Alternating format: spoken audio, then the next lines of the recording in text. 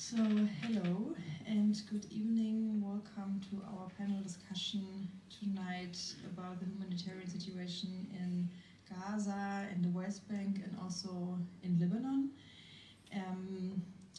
I'm very happy to welcome my dear colleagues Chris, Whitman, and Imad, Mustafa. Actually, Chris was supposed to be here in Frankfurt tonight, but due to health issues, he cannot travel. But I'm very happy that you take your time, Chris, in front of the screen tonight.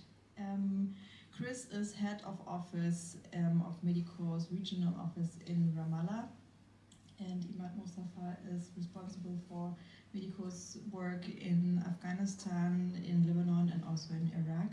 And I'm responsible for cooperations on the other side of the world in Latin America. Over the past year, Medico has made several interventions into the very polarized debates in Germany on the current war in Israel and Palestine. This work is based on close and very long-standing partner relationships that we have in Israel and in Palestine, and also in Lebanon. And actually it's their experience that allows us to talk in a way that we talk about the current situation in a critical and also in a solidarity-based way. And tonight's event and discussion is part of this work, and we will talk mainly about humanitarian situation in Gaza and in Lebanon, and also take a closer look to the geopolitical dimensions of the war. And if you're interested in Medico's work, at the back of the room there is a table where you can take everything you are interested in with you. There's the actual Rundschreiben, which is Medico's magazine that we publish 4 times a year, and also other materials. So please feel free to take this material with you. But let's start with the discussion tonight. Gaza is a pile of rubble, and most buildings are at best damaged or even completely destroyed. Critical healthcare insurance is almost non-existent anymore. The few clinics that are still providing emergency aid can become a target at any time, and actually there's no place left in Gaza where people can feel safe. So with no electricity, no water, and a general lack of infrastructure, living conditions are very catastrophic. And millions of people are displaced and hiding in camps, and the result of that is hunger, disease, and death. And about 2/3 of Gaza's farmland, which is very crucial for feeding the people within the Gaza Strip, has been damaged or destroyed completely during the last year by Israeli attacks. So much of the affected farmland is also contaminated, which means that Gaza will be most probably uninhabitable for years or perhaps even decades. Meanwhile, a political solution or an end of the war seems further away than ever. For the past month, the ongoing and previously limited armed conflict between Hezbollah and Israel has turned into an open war, with 1.2 million people displaced in Lebanon, over 12,000 people injured by Israeli attacks, and over 2,500 people killed. Also, Hezbollah's attacks against Israel continue. Just recently, targets in Haifa and Tel Aviv were attacked, and 60,000 people from the northern part of Israel still cannot return to their homes. And a quarter of Lebanon's territory has been declared a closed military zone by Israel, and entire villages in the south of the country have been systematically blown up by Israel. The capital of Beirut is the target of the heaviest air campaign in decades, and the Lebanese people are fearing another Gaza. In this humanitarian disaster, which many international aid organizations have described as unprecedented, Medico's partner organizations are doing the unimaginable every day. Staff at the Palestinian Medical Relief Society, a medical partner organization, is offering first aid to people in the overcrowded refugee centers in Gaza, and our partner organization in Lebanon, AMEL, provides healthcare services for displaced people and psychological care for children. Tonight, we will discuss this humanitarian situation and learn more from the ground, actually. But we also want to examine the relationships between international law and geopolitics, and taking a closer look to possible scenarios, especially after the upcoming US elections. And I want to start very briefly with you, Chris. Maybe you can give us a first insight or reporting from the ground what is actually the current situation in Gaza 1 year after the October 7th. So first of all, thank you, Jana, thank you, Imad, and thank you for everybody in attendance. I apologize not only for my lack of linguistic skills in German, but also for my lack of being there in person. I would have loved to have been there to speak to all of you personally. In regards to what is going on in Gaza 1 year later, instead of maybe a wrapping up of the war, what we have seen over the past month especially is in many ways a dramatic escalation, and specifically in the area that we call northern Gaza. In the end of October of 2023, the Israelis issued their first major evacuation orders for the areas in the northern 40% of the Gaza Strip, which is where about 70% of Gaza's population lived. At the time, about 66% of the people adhered to these evacuation orders and moved south. About 400,000 Palestinians in northern Gaza remained and still remain to this day. Since beginning of October of this year, the Israeli army has initiated a policy which is being colloquially called the General's Plan, which was developed by former Israeli generals, which calls for a three-stage process towards northern Gaza. First is the declared evacuation of the 400,000 Palestinians who are living there. Second is a shutting off and a closure of all aid, including food and medical supplies. And a third is a cleansing campaign, followed by a full military occupation. We are currently in stage one, whereby the Israeli army is trying to consolidate these 400,000 people into about half of northern Gaza, situated in the city of Gaza City. And we're trying to remove them basically house by house in areas of northern Gaza, which you may have heard of, Beit Hanun, Jabalia, and Beit Lahia, which just today, Beit Lahia has had two major attacks on it. Upwards of 150 people have been killed since this morning in Beit Lahia alone. And this process of consolidation into Gaza City has the eventual goal of then cleansing this 400,000 people south of what's called the Netzarim corridor, which is an Israeli military corridor that they have established over the past year, which has detention centers, facial recognition technology, etc. So we are in stage one of this, and this has been going on now for a month. And in this month, we've had at least 1,100 people killed in northern Gaza alone. The amount of food and aid that have reached Gaza, northern Gaza, is a small trickle. It'd be enough for about 10,000 people. And like I mentioned, there are around 400,000 people who are living there currently. Areas are experiencing heavy bombardment, non-stop displacement, and this is just northern Gaza. So some of you may be asking or thinking to yourself, well, why don't they just go south? Okay, what is the situation in southern Gaza?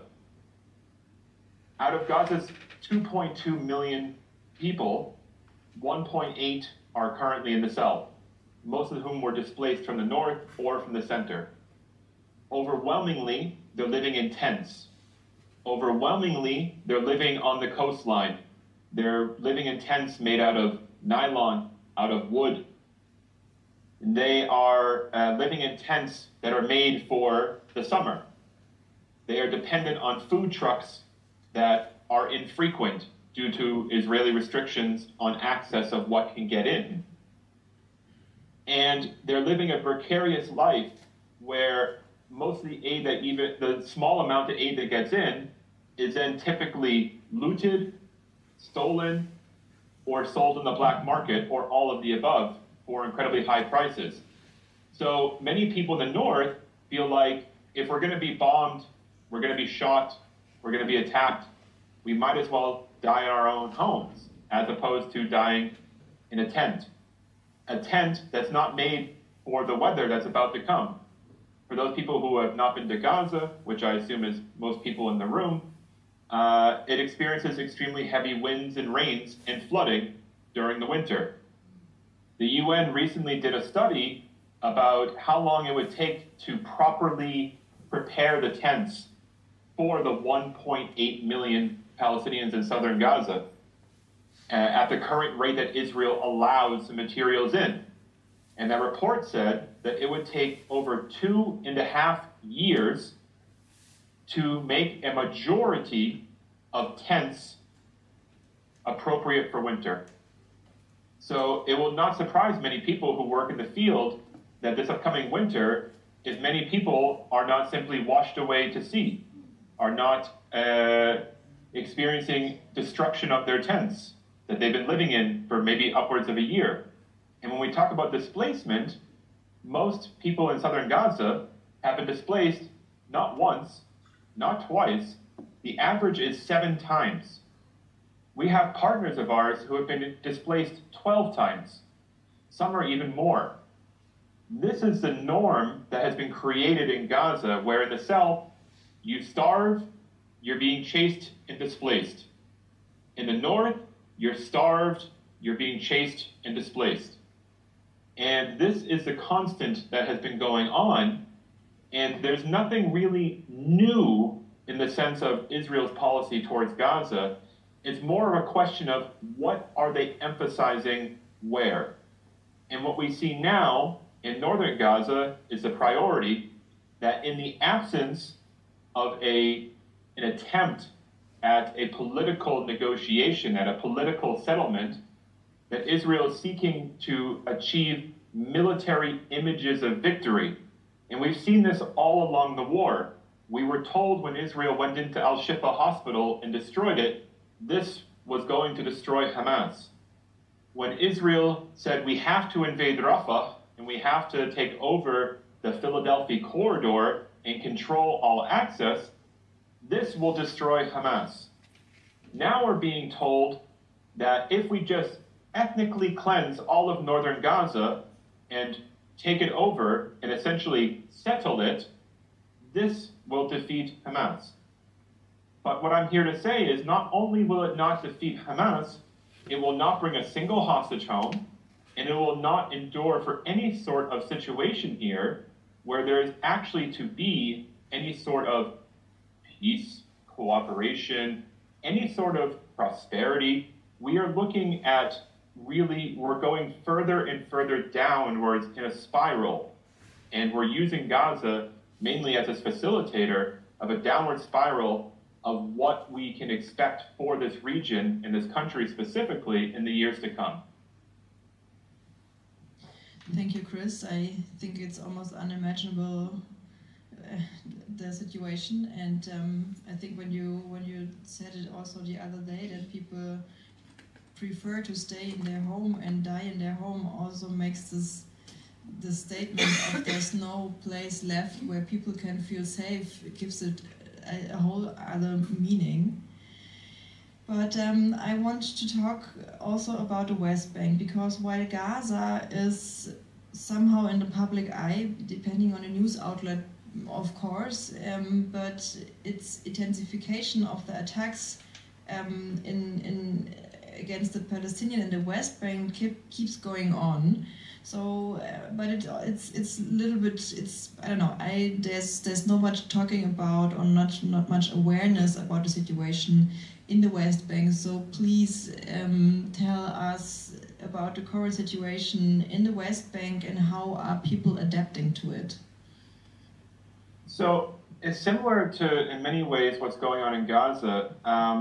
Things are not new in the West Bank, meaning that in many ways the cover of the war in Gaza has given the Israeli state, the Israeli army, and then by default Israeli settlers a very free hand in enacting policies to advance, if we're being just very straightforward, colonial policies.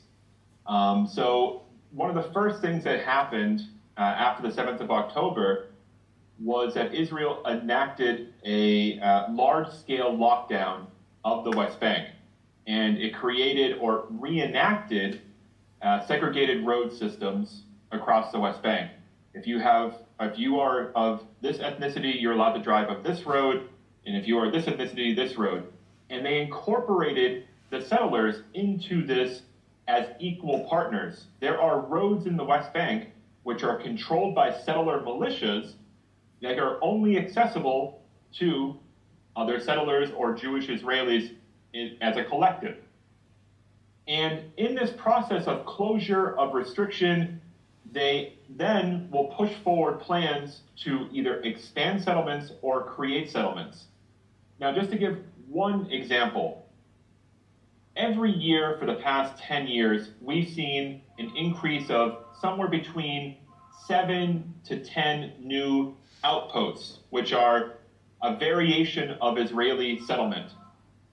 This would be an average, 7 to 10 per year we see this. They're usually ideological settlers, they're usually very nationalist, very religious, and they usually set up these in very remote areas. Since the 7th of October, we've had at least 45 new outposts that have been established. In addition, we have another 70 more who are in the process of legalization, which basically means the state says, we meant to build this, we are going to approve it. So we're seeing a dramatic increase in the settlements that are being created, the fast tracking in which they're being created, and then the violence in which they then output to expand themselves. I know for many people who have never been here, it's kind of hard to imagine how a settlement comes to being. So I will give a very basic explanation. When a new outpost is built, usually it is a few small caravans or small trailer homes that are kind of put into a circle with a dirt road around it, and then they are given an army patrol. So it's usually one family, two families, maybe three families. And then when the army patrol starts, they are usually located very close to Palestinian villages and towns, because that's the whole point, is to basically disconnect Palestinian villages from each other. So then the army starts doing patrols and starts arresting children. About 90% of all Palestinian children who are arrested in the West Bank live less than 900 meters away from an Israeli settlement. So the kids get arrested, then the family stops working the farmland that's towards the settlement. They start taking a job somewhere else. They move. The settlement then says, look, that land is not being used either. We should start getting it. So then the army starts sending patrols even more. And then that land becomes de facto part of the settlement. Rinse, repeat. So instead of having 7 or 10 of these in this past year, we had over 40. So in 40 different places, this is happening, then combined with, I would say, a feeling of impunity from the settlers that they can just do whatever they want, settler attacks are over 100% increase this year. And this is just what we can document. most cases do not get documented because Palestinians don't see any legal recourse or justice when they are attacked by settlers. So we're seeing a dramatic increase in, let's say, the small violence, the medium violence, and the big violence. Now this is just on a settler level. If we look at the army level, we have an army that is in many ways trying to create what I call mini Gazas in the West Bank. Isolated, forcibly surrounded cities and towns such as Jenin, Tulkarm, Qalqilia, or Tubas, and they're surrounding them with settlements, with military bases, and then any sort of resistance, whether it's militant or non-militant, it doesn't matter. Any sort of resistance, small, large, it doesn't matter, is immediately crushed. We've had over 720 Palestinians who have been killed in the West Bank since October 7th, 2023. And overwhelmingly, I think the average age is about 19, or maybe it's 20. And so we're talking about a campaign where essentially the Israeli army has enacted assassinations as policy across the West Bank and has made isolation and basically enclosure of numerous cities as a policy. And this is not something new. This didn't come about as a result of the attack on October 7th. This has been going on for years, but the war has given it a cover. And because of the brutality that has been going on in Gaza, most of these stories in the West Bank aren't even reported. But even if the war were to end tomorrow in Gaza, this will not end anything that's going on in the West Bank, because what has been going on here is from before, and it will go after. Thank you, Chris. I want to move further north and talk about the situation in Lebanon. Imad, please make us familiar with the humanitarian situation and how people are adapting to it in Lebanon. Thank you, and good evening from my side too. Before I start to talk about the current situation in Lebanon, I want to give some context just briefly, because I think it's because the situation in Lebanon is really bad, but it's also very different from the situation in the West Bank or from the situation in Gaza. As maybe some of you know, Lebanon was in a really, really bad shape economically and politically before October 7th, 2023, meaning that in 2020, the National Bank had to default, meaning that it couldn't pay its external debt, public debt, which had reached 170% of its GDP, which is just tremendously high. What that meant for the people was that most deposits in the banks froze, dollar deposits froze, and essentially people lost their money. So the middle classes in Lebanon were really, really thrown into poverty to a scale the country had not seen for actually ever. So a really bad banking crisis, followed by an economic crisis, of course, unemployment, and so forth, and the whole economic stability, which wasn't really good before 2020, just vanished. Then you had the Beirut blast in 2020, which was the biggest non-nuclear blast ever recorded. And then you had the COVID epidemic, which led, and all these developments led to something quite familiar from history, namely hyperinflation. So when we went with Medico this summer to Beirut, the exchange rate was $1. For $1 you get 90,000 Lebanese pound. So the currency lost almost all of its value. I think something like 98% point something. And you're not allowed to withdraw a lot of dollars from the banks, and the fees are very high. So really, it was a really bad situation. Nobody trusts banks anymore. Everybody tries to pay in cash, even if you have to pay your electricity bill. And by the way, electricity cuts on a daily basis 5 to 6, sometimes 10 times a day. all through the country. So this is the context of Lebanon. And then comes the war. And the war didn't just start recently, the 4 or 5 weeks ago, the thing we're talking about today maybe, but it really started on October 8th, 2023, when Hezbollah started to shoot rockets in support of Hamas in the direction of Israel and at Israel. Because this is maybe also a very important point in the perception here. It was something like, okay, it's tit for tat, Israel and Hezbollah are shooting rockets and artillery and airstrikes here and there, and it's not a real war. But for the people in Lebanon, especially in the south, because this is where the main targets of Israeli airstrikes and artillery strikes were, you had, even before the major escalation 4 weeks ago, villages like really completely obliterated. It wasn't really in the news here, but it was there. It really happened, and people had to flee already before this major escalation started. And north of Israel was similar, so you had 60 to 70,000 people who had to flee the little villages and little towns in the north of Israel adjacent to the border to Lebanon. But the destruction was less bad, but still really bad for the people who usually lived there and had to go and escape.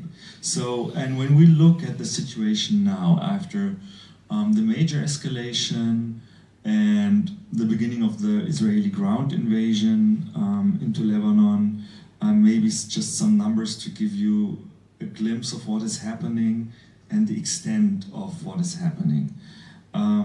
So when we talk about the south of Lebanon, usually it's meant something like 1/3 to 1/4 of the whole territory of the country. So sometimes it sounds like, yeah, it's the south, so maybe it's something down there. It's a very small country. It's a really small country, so you don't.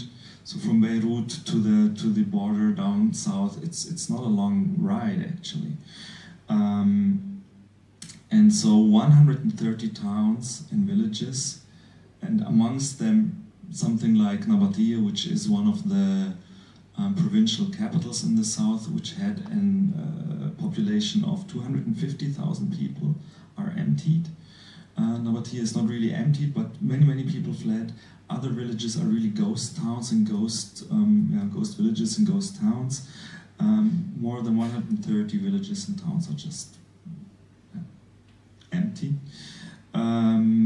Then we have really whole villages blown up by the Israeli army. You have the southern towns, like I think in German it's Tyre, and Sidon, in Arabic Saida, the two major cities in the south, which have been hit repeatedly in the last days and weeks. Also the centers. When we talk about the bombardment of Beirut, usually it's said like Dahia, the stronghold of Hezbollah. But what does stronghold of Hezbollah mean? This Dahia, this southern suburb or southern district, I'd rather say, is a conglomeration of several parts of the city where a couple of 100,000 people live. So it's not just some, I don't know, informal housing or anything. It's an integral part of the capital. And this has been under constant bombardment for the past 5 weeks, and before that, again and again. And when infrastructure there is targeted, it goes without saying that civilians are killed and harmed every time. And then you have the Bekaa Valley, which is on the the eastern direction of Lebanon to, like, if you go from Beirut, so from the Mediterranean into the direction of Syria, you have the Bekaa Valley, which has also been under constant bombardment, and where also many villages have been really badly damaged and partly destroyed.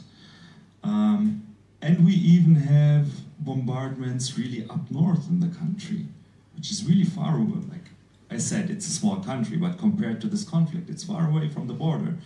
Like in the area of Tripoli and around it, we had airstrikes also hitting supposedly non-Hezbollah supporting villages, Christian villages, Maronite villages.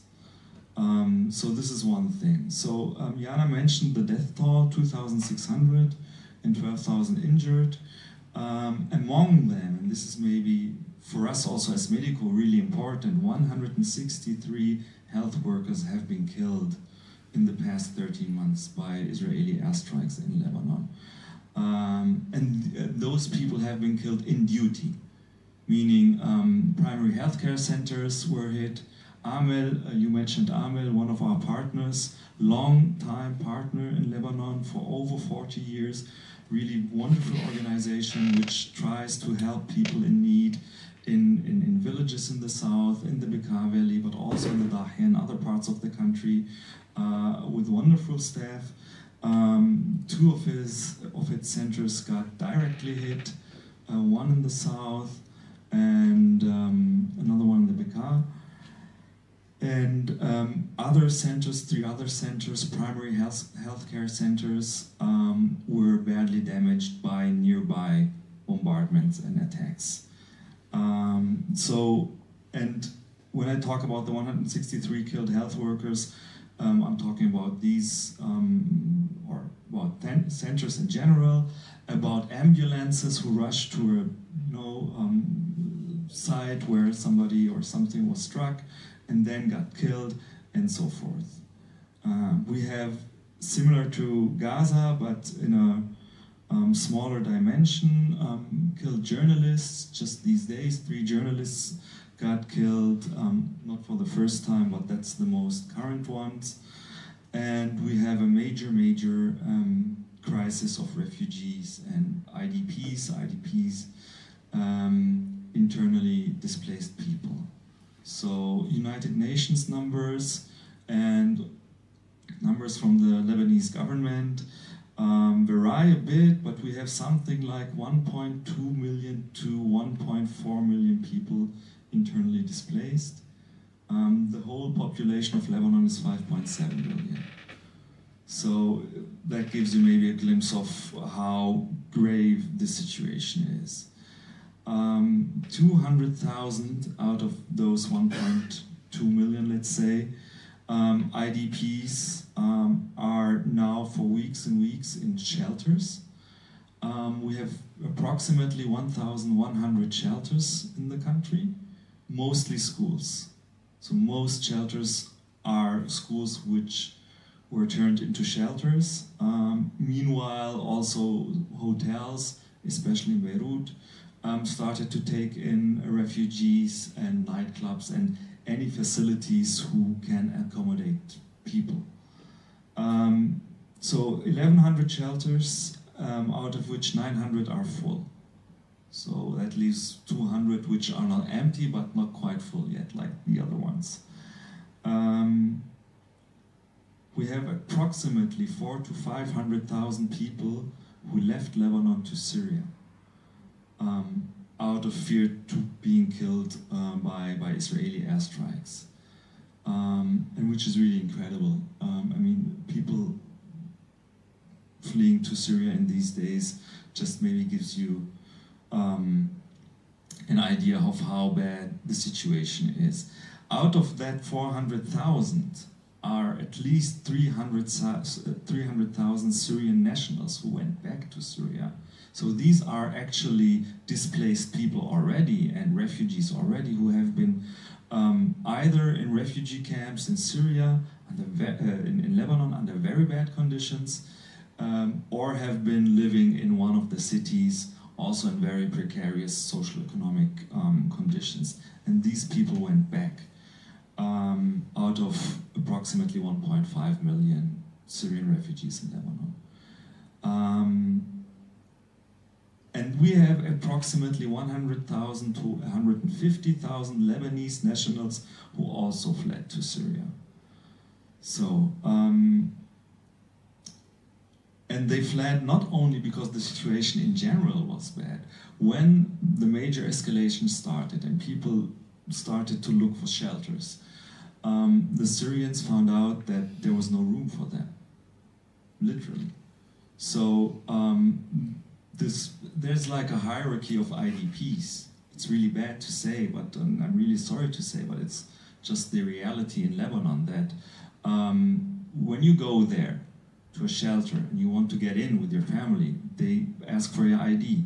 If your ID is Lebanese, they say, well, Tfaddal, please come in, take a seat. If your ID is Syrian, they say, so please, we don't have any space for you, and you're not welcome here.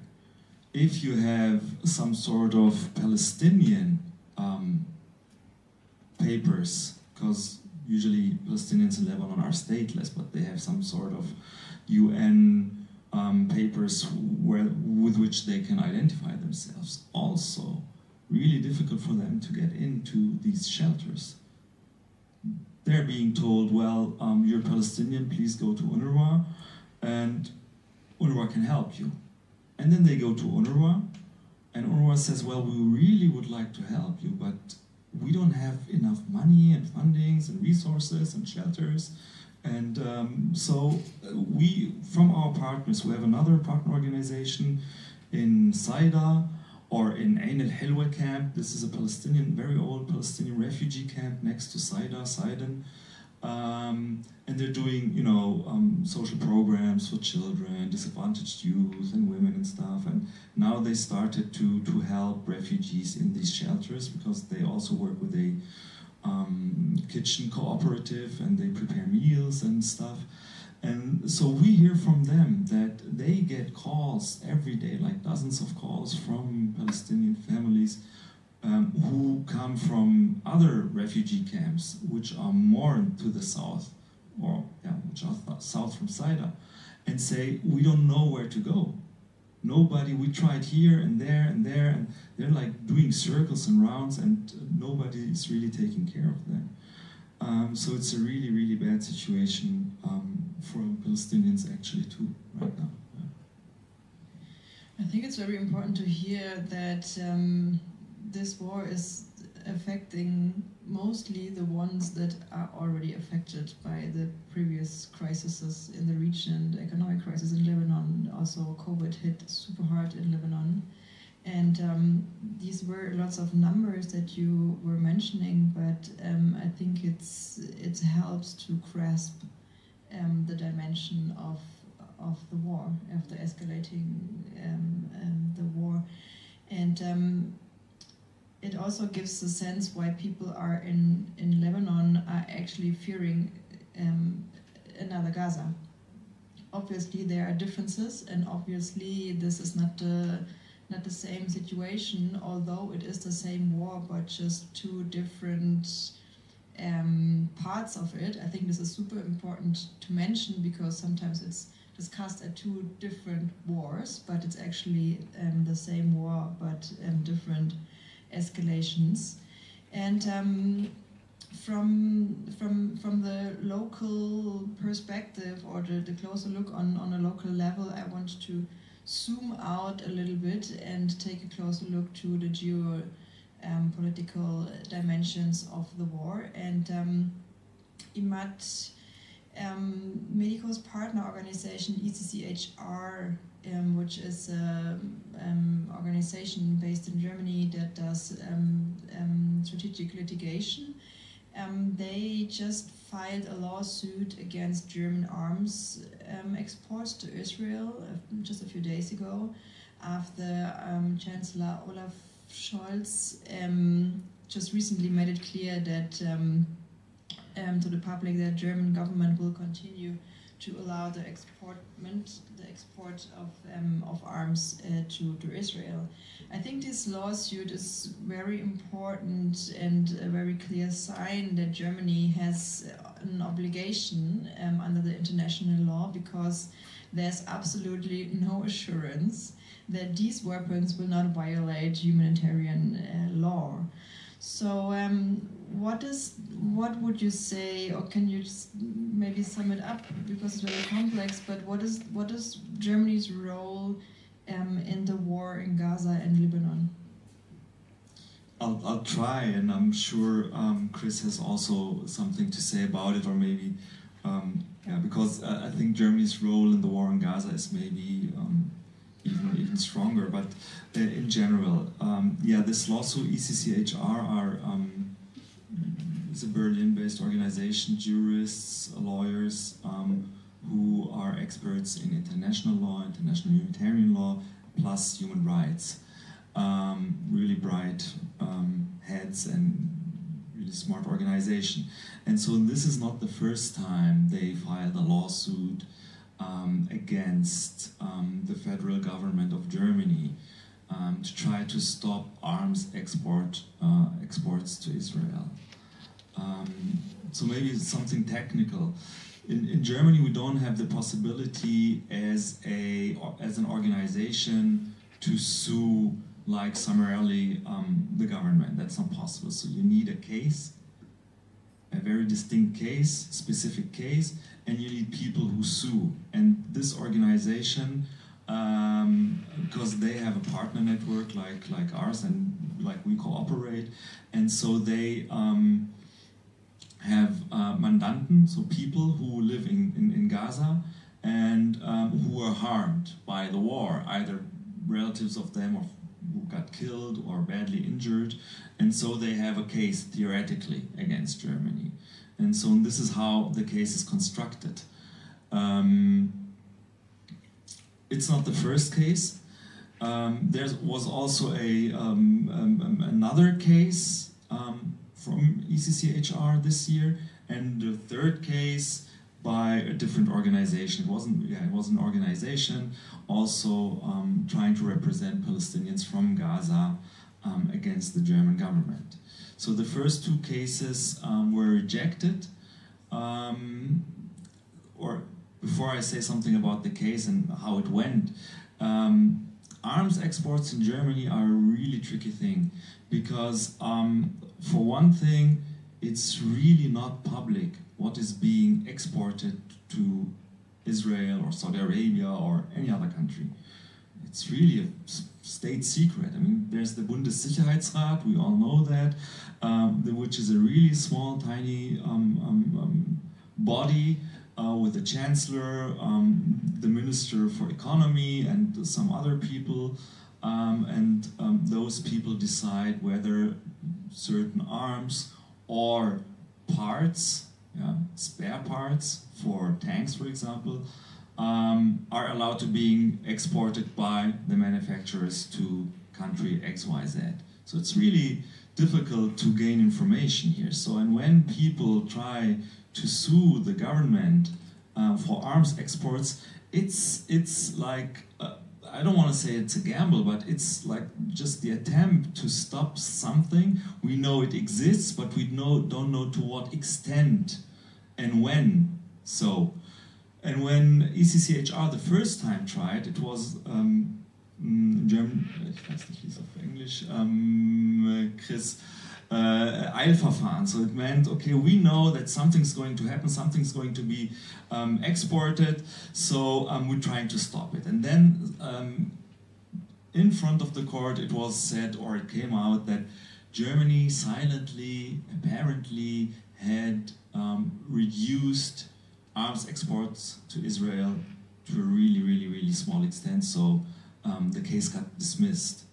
And that's interesting, because publicly Germany always said, well, we support Israel, state of reason, Staatsräson. And Chancellor Scholz said last year in, I don't remember, in October maybe or November, he said, I am sure that Israel will abide by international law. That's what he said. And at a time when it was clear that it's not. And human rights organizations were from scratch saying, okay, this kind of warfare really is in contradiction of international humanitarian law. And we have reports, so many, just the most recent report is by Forensic Architecture, 800 pages in really shocking detail about the conduct of war by Israel in Gaza. So that's one thing. So, and now, just recently, Scholz said, we always said, and I say it again, we stand by Israel, and we're going to continue our arms exports to Israel. And this is when ECCHR this time kicked in again and said, wait a minute, we're still in the same situation as 12 months before. The kind of warfare Israel is conducting in Gaza is in contradiction to international humanitarian law. We know of breaches of this law, etc., etc. But the German rationale is that Israel has assured the German government that German arms will not be used in infringement of international humanitarian law, which is really a bit laughable, because either you don't break the law, then you don't have to say something like that, or you break it.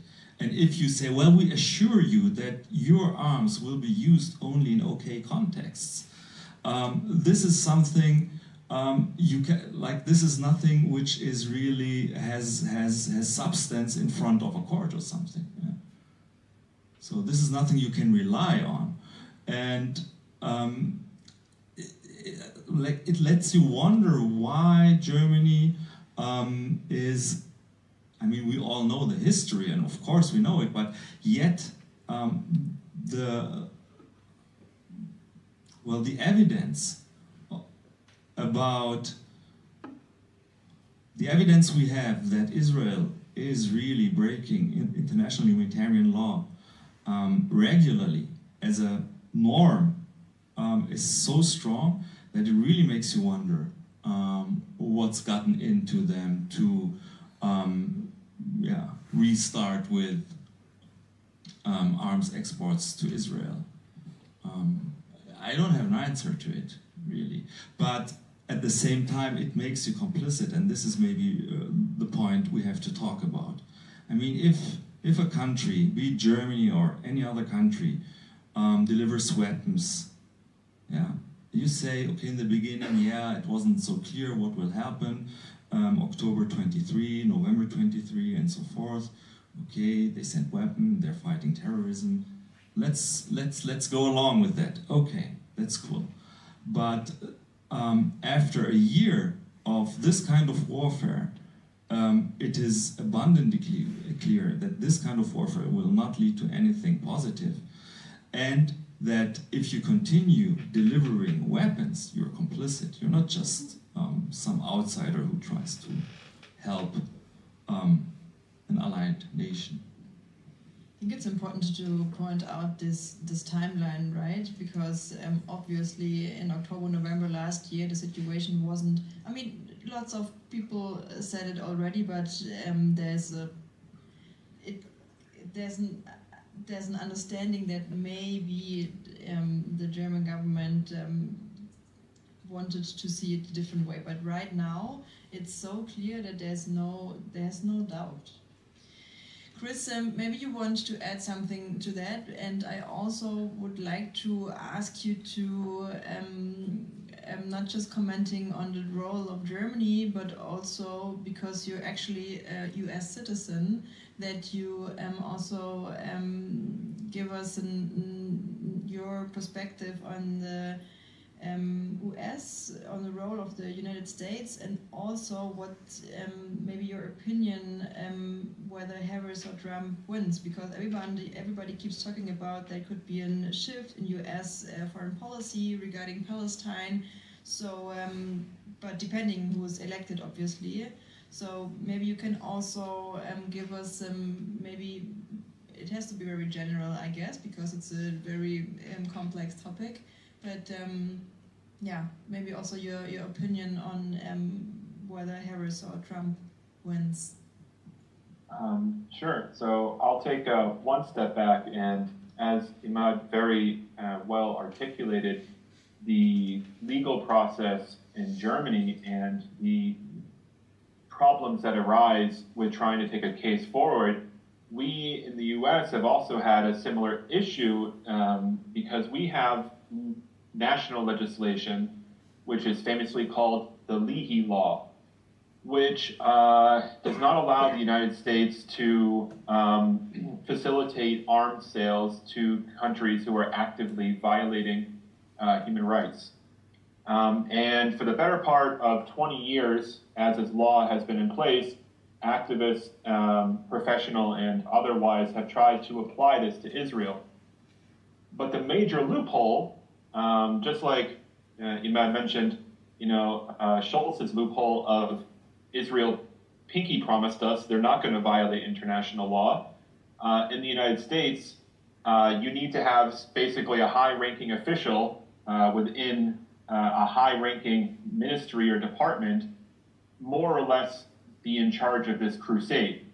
And we have seen active obstruction from Secretary of State Blinken on this issue. The State Department has tried to issue numerous reports basically stating that Israel is actively violating international humanitarian law, that Israel is actively blocking aid from reaching Gaza, and Blinken manages to single-handedly veto all of these reports being published. So without a report being published and then being by default certified by the Department of State or the Department of Defense, there's no way to actually enforce the Leahy Law. And this is a known loophole, and they're very much in favor of keeping this charade going. In terms of the United States and what can we expect?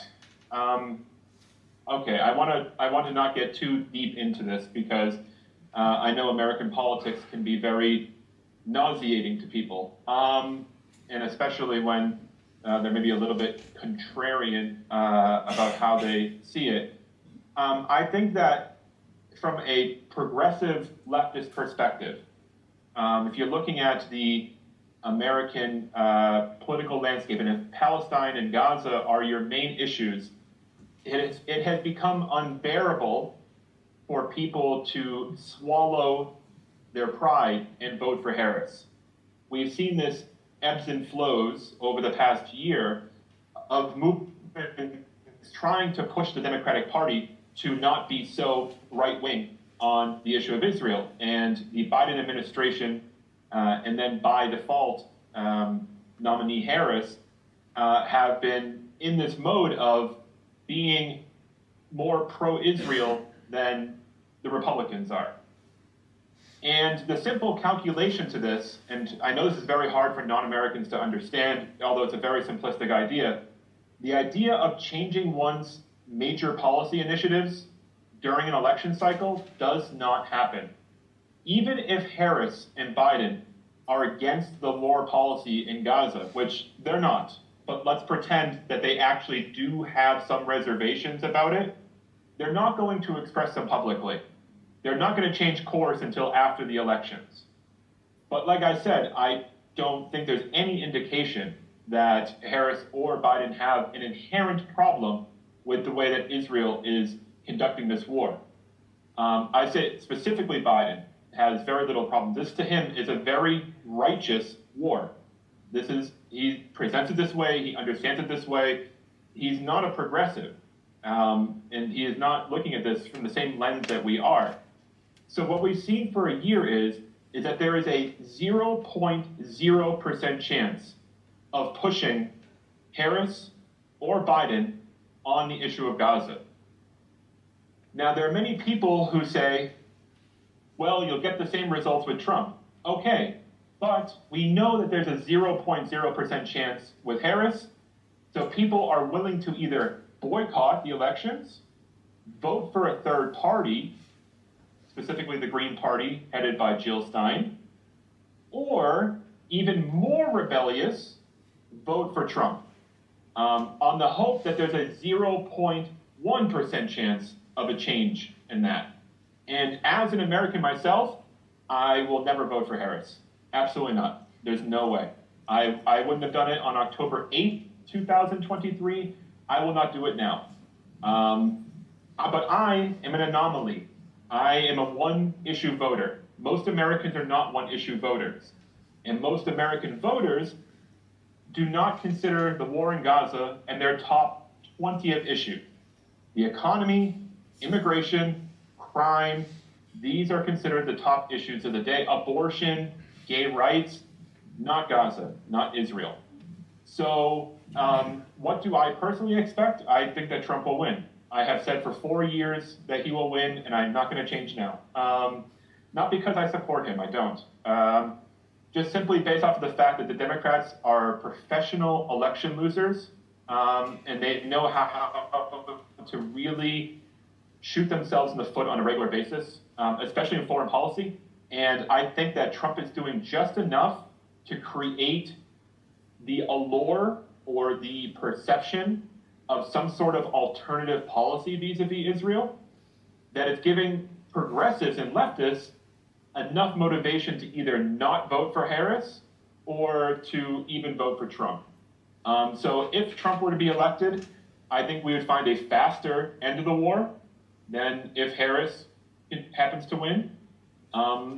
But please remember one thing, after the elections, there's still about 90 days left of a Biden presidency.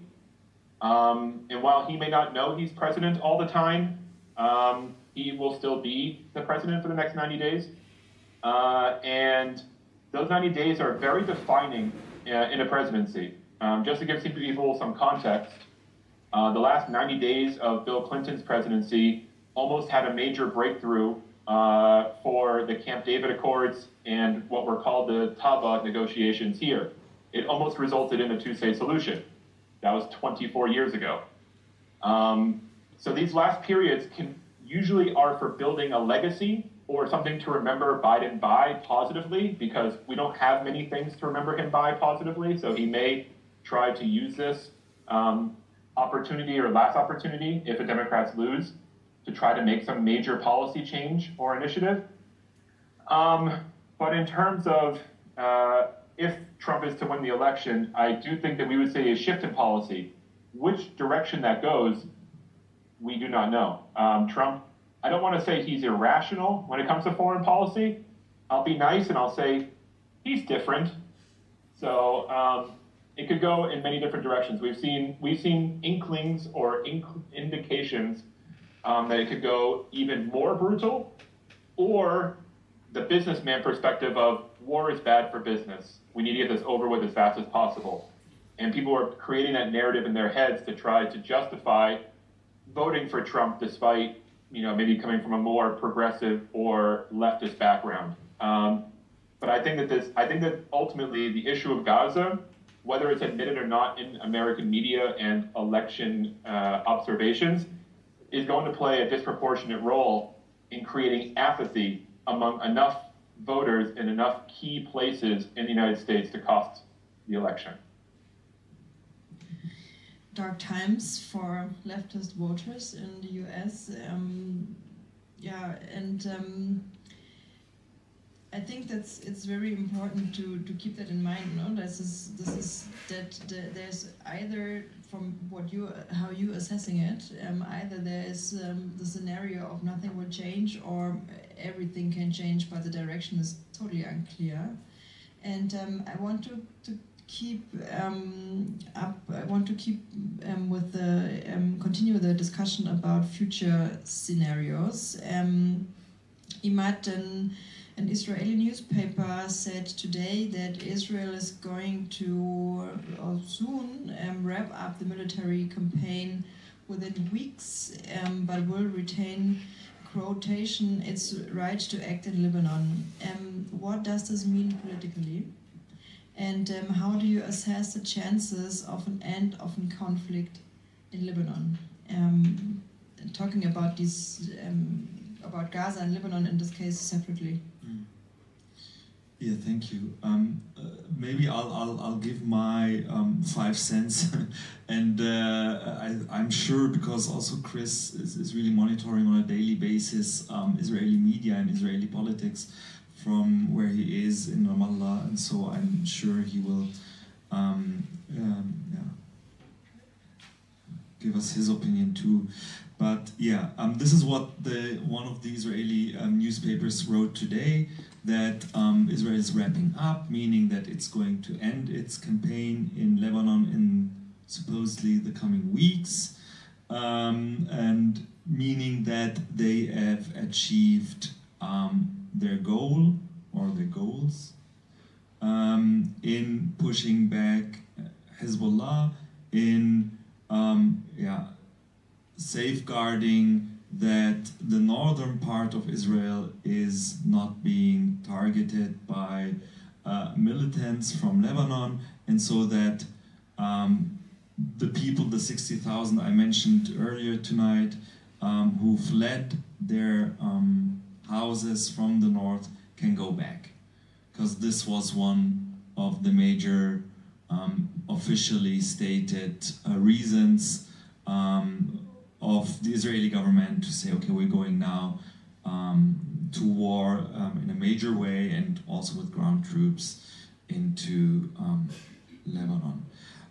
So 2 things maybe. One thing, why they stated this. So we can't say for sure if it's true or not. So, but we have to think about it loudly, what that may be, or what that may mean. First of all, the ground invasion of Israel into Lebanon just failed. Full stop. It really failed. So if you compare it to what was happening in Gaza, it just failed, meaning that they really couldn't get into it. We have just in 4 weeks something like 900 injured Israeli soldiers on the ground.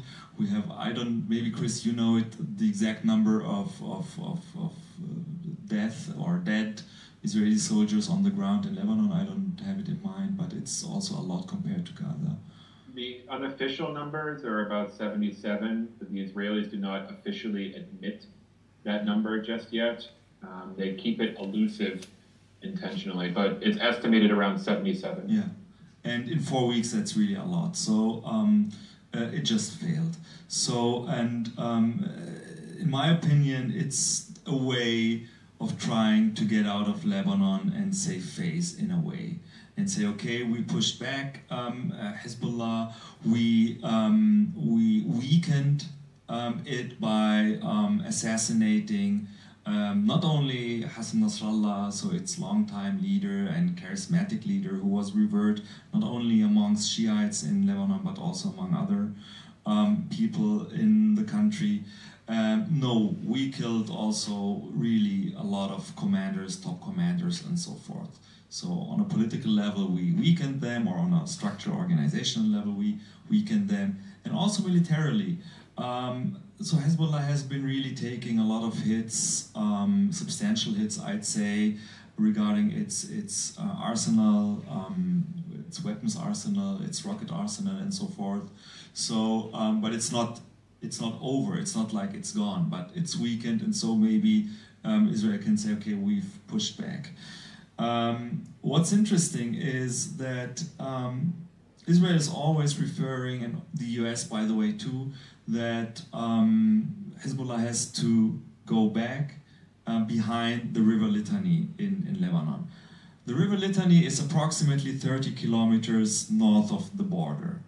And it's really interesting because it's like if you follow the events in the Middle East and the events or the conflict between Lebanon and Israel for a long time, it's like history repeating itself. In 1982, when Israel invaded Lebanon and occupied Beirut for 3 months and then occupied the south of the country for 18 years, this invasion was actually called Operation Litani. Why? Because the rationale And the publicly stated goal of this invasion was to push back militants. Back then it wasn't Hezbollah. It was created actually because of this Operation Litany. But it was to push back PLO militants, Palestinian militants who were based mainly in the refugee camps and in the western part of Beirut. And we know the history. So they invaded, they conquered, they occupied, but in the end, in 2000, they had to go. In 1978, so before 82, same thing. Israel was raiding from the air, a limited ground invasion also to push back from the border. Before 78, so from beginning the 70s, maybe 71, 72, until 78, there was constant air raids, constant air attacks by Israel into Lebanese territory, trying to push back, trying to stop cross-border shootings of back then in the 70s and 80s, Palestinian militants who were shooting grenades and whatnot into Israeli territory. And it always failed actually to achieve its stated goals. So this is maybe as context for me as a person who's been really looking at the politics and what's going on in this region. It's really like, okay, you know it didn't work in 82, in 78 and before, and yet you state that we will crush our enemy on a military level. And I don't think it's going to happen. I don't think it will work. Yes, Hezbollah is weakened, and yes, Hezbollah is an organization which can't just take unlimited blows and still exists like it was. But to think that you can crush it totally is just, in a certain way, delusional, because it means that you don't understand how embedded this organization is in the country as an organization. You have the military wing, which is really strong, and Hezbollah has been dubbed the strongest non-state military actor in the world. That's true. But you have also a very strong civil society, let's call it current or wing or part of this organization. Just 2 or 3 weeks ago, Israel announced to attack Al-Qard al-Hassan, which is the financial branch of Hezbollah. And that's a totally civilian infrastructure providing loans, interest-free loans to people, families who want, I don't know, who need the credit for buying a house, building a house, whatever, or depositing their money there. Islamic banking. This is a non-military target, and it has been there for many decades. And targeting these branches of this organization means you're targeting civilian infrastructure, which is by humanitarian law, international humanitarian law, it's just not a legitimate target. So wrapping up and at the same time saying we want to retain the right to operate in Lebanon. That's the wording which we heard today and approximately 10 days ago, meaning that, well, we retreat, but we will, whenever we deem it necessary for our interests as Israeli state, to attack Lebanese, to attack targets in Lebanon. And this is not going to happen. Or this is not going to work, at least, because Lebanon is different than Gaza or the West Bank. It's a sovereign nation, and you can't just go in and out as you wish. Every time you do that, you break actually international law if there is not a direct imminent threat to your country's security. So, and I think, in my opinion, in my estimate, if you want this war to end, in Lebanon and also in Gaza, you need to solve the situation in Gaza first. So, and this is actually what has been on the table for many, many months.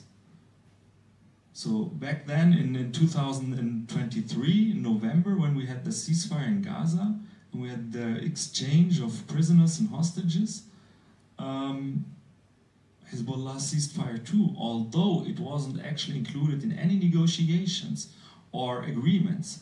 But that's what they said from day one. They said, well, we're a support front for Hamas and the Palestinian people, etc., etc. And when the war in Gaza ends, we will stop. And we had in June, but maybe that goes too far, and we had in June a proposal by the Biden administration. It was actually already agreed upon by Hamas, by every other actor who has stakes in this, and then in the last second it got cancelled. So now I think we just need a ceasefire on all sides. Ceasefire doesn't mean that only Israel stops. Ceasefire means all parties stop. And then we can talk.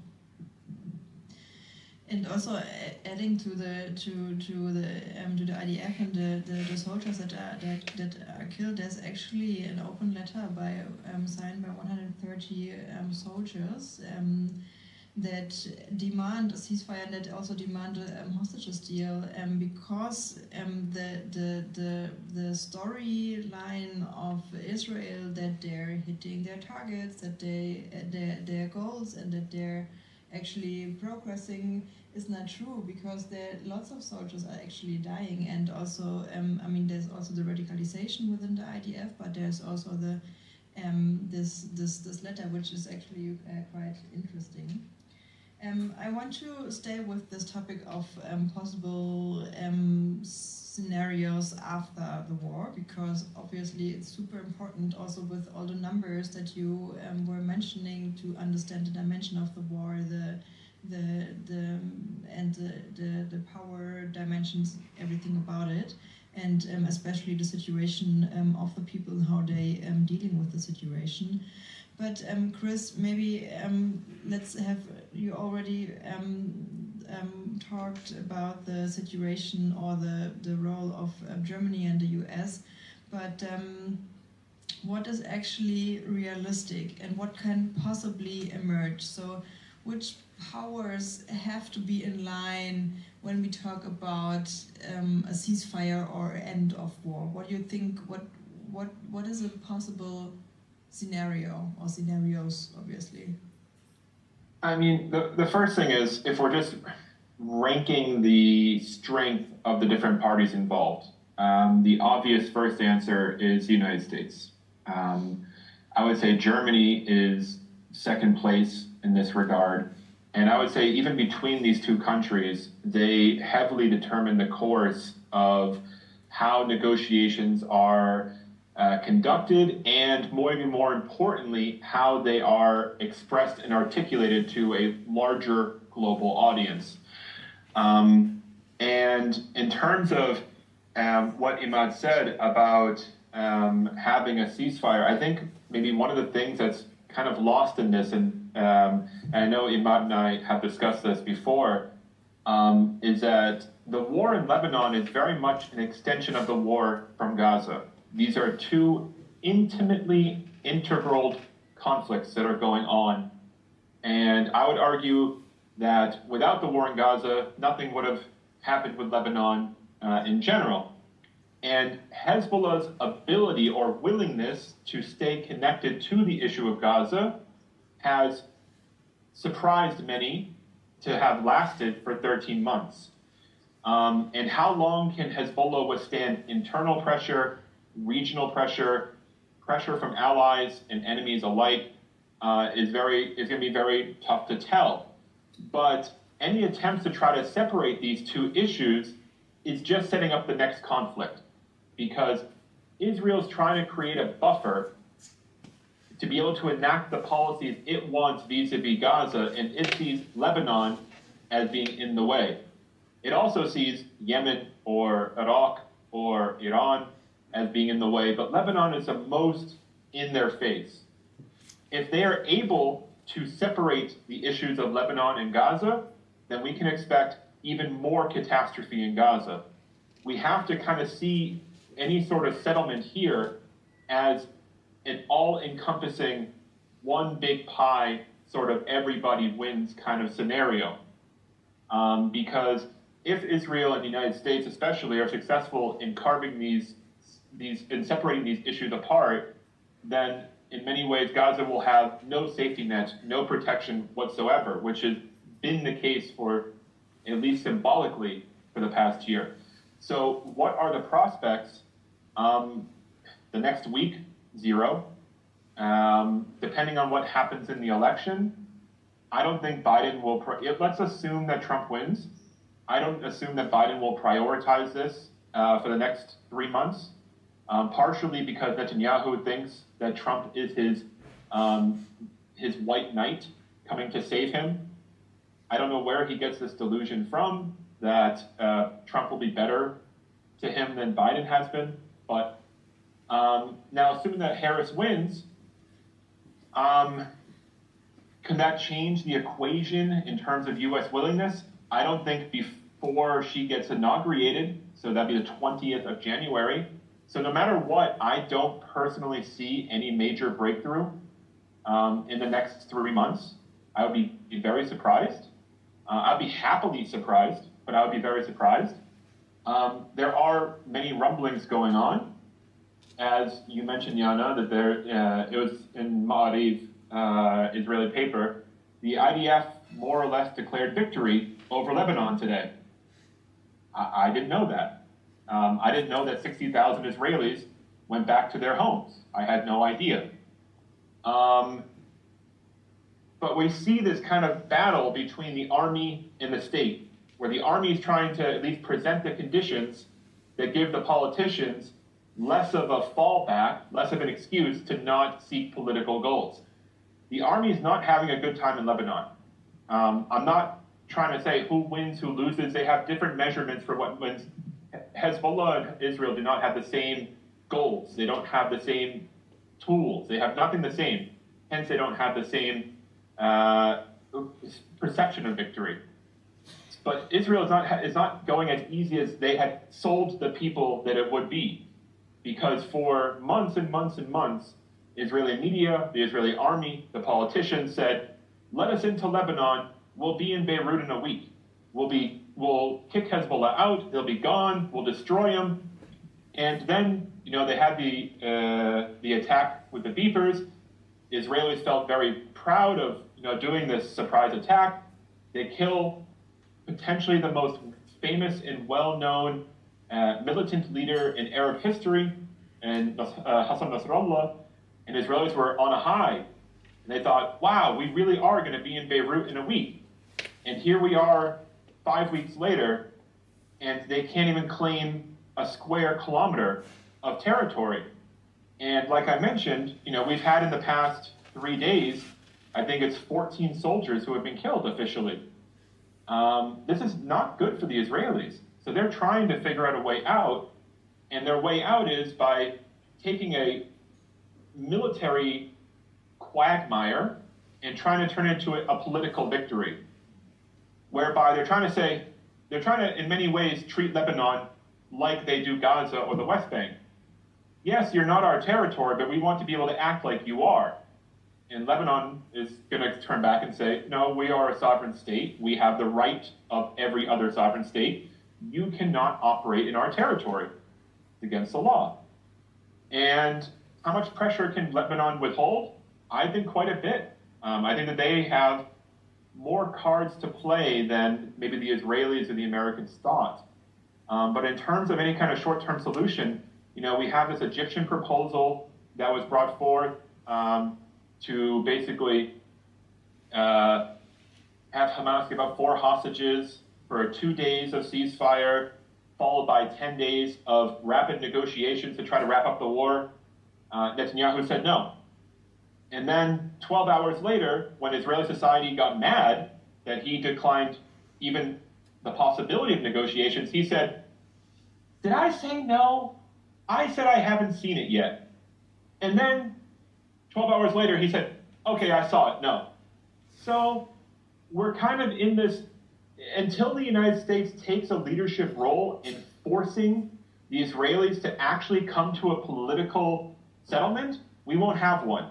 And the United States lacks all leadership and all intention of actually holding Israel accountable on this and force them into a political settlement. So can the elections change that? Yes. Even regardless of who wins, it could change it. Do I think that it will? Even if it does, it will still take months. So I would just not anybody get their hopes high that in the next 1, 2, 3 months we're going to see any major breakthroughs. I would personally be incredibly surprised. Imad, what would you say? I mean, what powers have to be in line from your perspective, that you're focusing more on the Lebanon part? What powers have to be in line to seek a political end of the political solution, and what are the scenarios, the possible outcomes and scenarios?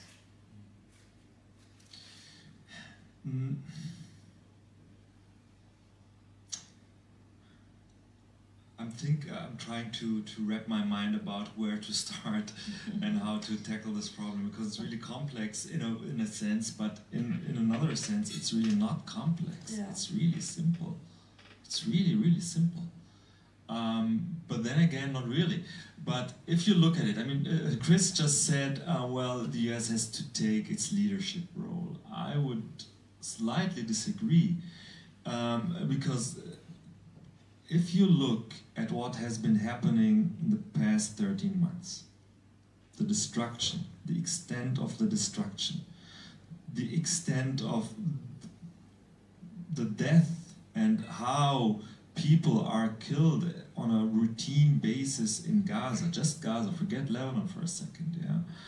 And the US is still delivering its arms,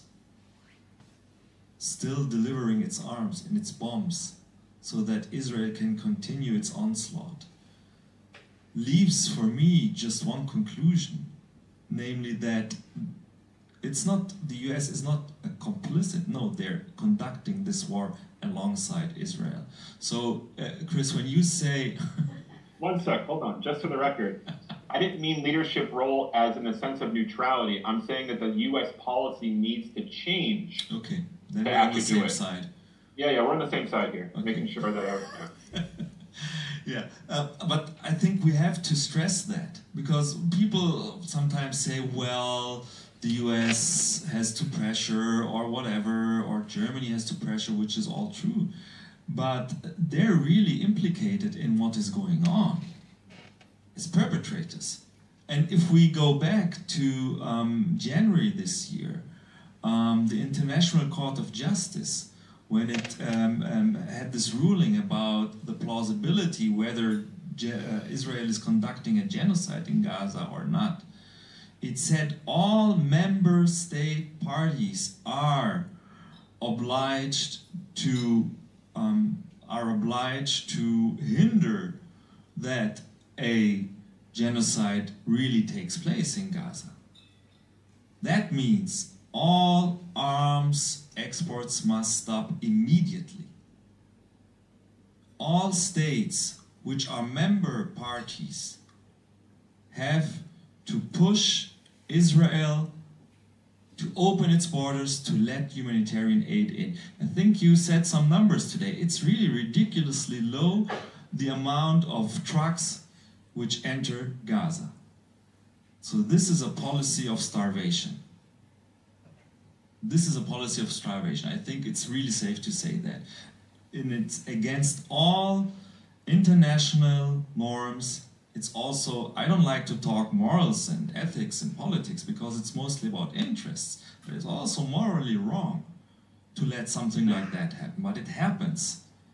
And the states who have a stake in this and who could stop it politically by stopping arms exports, by pushing Israel to open the borders, by maybe telling Israel, okay, if you don't open the borders, if you don't stop the war in Gaza, then, I don't know, there's also the possibility of sanctions. All that stuff is there in international law. And actually, if we talk about sanctions, everybody says, ooh, Germany's...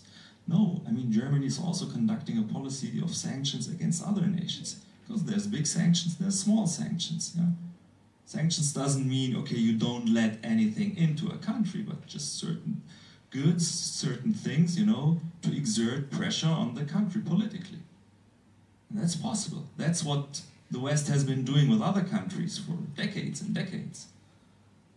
And if you see that you have an allied partner, which is okay, Israel is an ally, is a partner of Germany, of the US, all okay. But if you see that its warfare is really against all standards which we established after the Second World War, then I think it's really time to act and not just say, well, we call upon the government to...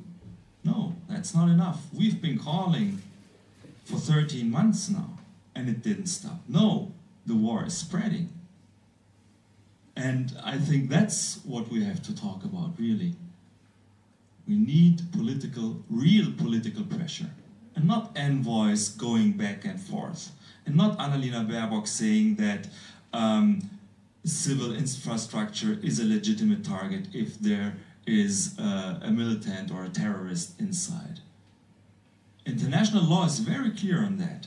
In the moment a state or a conflict or a party to a conflict really knows for sure that, for example, in a hospital there is somebody armed and this person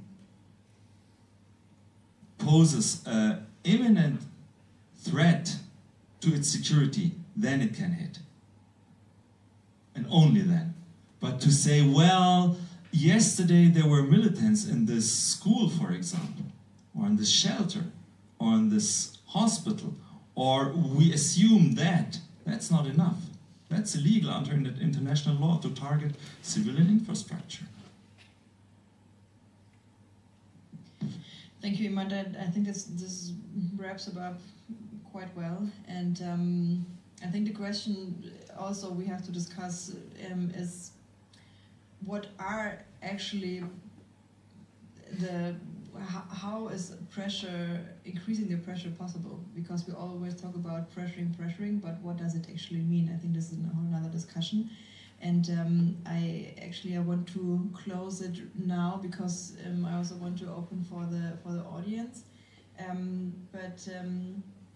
While we have a Q&A now here in Frankfurt, we will close the online part. Just everyone who's online, thank you very much for participating and listening to this discussion. And if you are interested in more information about Medico's work in the region, you can find it online.